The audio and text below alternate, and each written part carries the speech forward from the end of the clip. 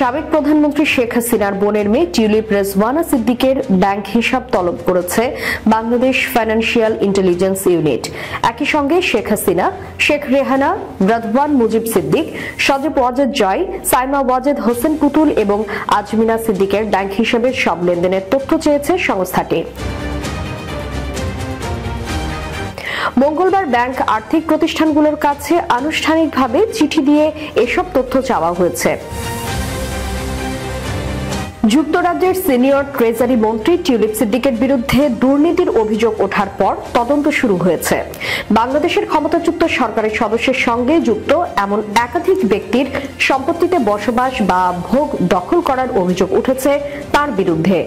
রূপপুর পারমাণবিক বিদ্যুৎ কেন্দ্র থেকে $5 বিলিয়ন লোপাটের অভিযোগ উঠেছে লেবার পার্টির এই মন্ত্রীর বিরুদ্ধে।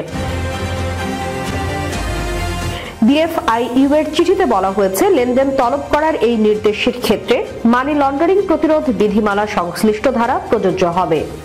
তলব করা ব্যক্তির নাম, জাতীয় পরিচয়পত্রের তথ্য দেওয়া হয়েছে চিঠিতে। বলা হয়েছে, সংশ্লিষ্ট এসব ব্যক্তিদের তথ্য বা দলিল, যেমন হিসাব খোলার ফর্ম, কেওয়াইসি ও লেনদেন বিবরণী চিঠি দেওয়ার তারিখ থেকে 5 দিনের কার্যদিবসের মধ্যে বিএফআইইউ তে পাঠাতে হবে।